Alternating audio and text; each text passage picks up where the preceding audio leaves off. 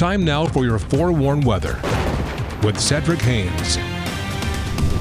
All right, let's talk about your weather story here as we move into our Tuesday. You guessed it. Yep, we've got that fog in some patchy areas, but we've also got that hazy sky that will be making a return. So if you're in the northern valleys, you're going to be dealing with some fog or some haze as we go throughout the day. And that also means that potential of some reduced air quality.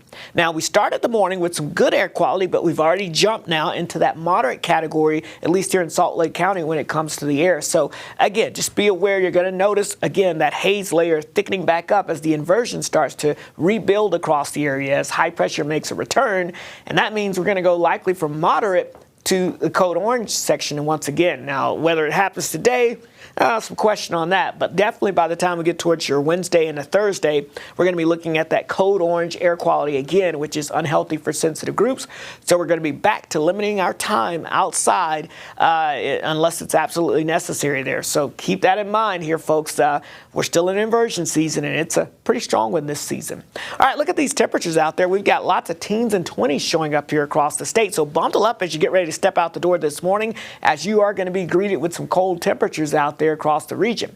The overall weather pattern, though, is kind of the opposite. We've got this ridge of high pressure still stuck along the west coast, and that's going to mean we're going to be talking about above average temperatures despite the inversion that will be in place across the Beehive State as we go throughout the next few days. So, well, it will start off chilly in the mornings. We do rebound in the afternoons despite some of the cloud cover and the haze that we're going to have in and out of the area.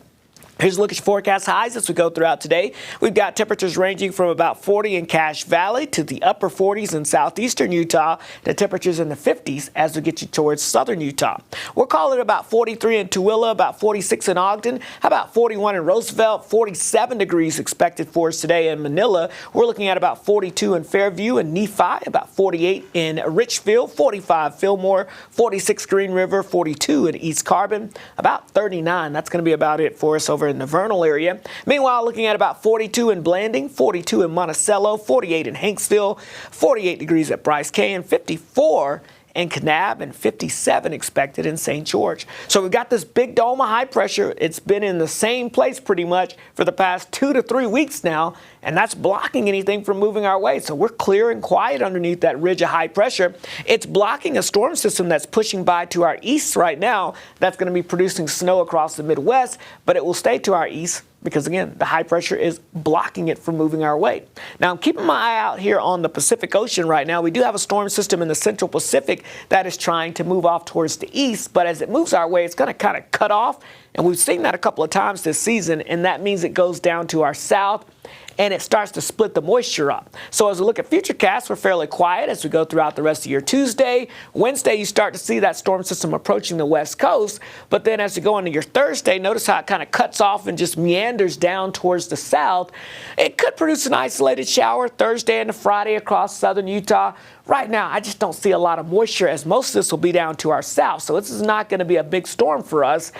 Where it will be a big storm, though, areas off to our south and east. Once again, we're talking about the potential of some heavy snow from the Texas Panhandle through Tennessee and the Carolinas, with a big ice storm potentially from Dallas, Texas, Houston, Texas, New Orleans, all the way over towards the Atlanta area.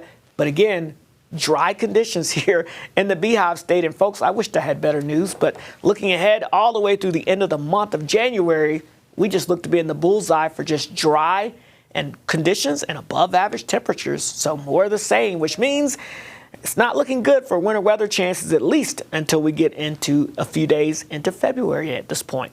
So St. George, 50s for highs for the next couple of days with sunshine, a slight chance of an isolated shower Thursday into Friday. But again, I wouldn't get too excited about it. The Wasatch Front, we're looking at those hazy skies with, again, that inversion making a return, which means reduced air quality, above average temperatures, maybe a slight chance for a sprinkle or a flurry at some point Friday night into Saturday, but nothing that's going to be really measurable. All right, let's get a check on what's going on right now with the traffic out there this morning. And as you'll be able to see, quiet conditions as we've got more folks getting back on the roadways after a holiday, more folks heading back to work, more folks heading back to school. So keep that in mind. But you can see overall, not looking too bad out there for your morning commute.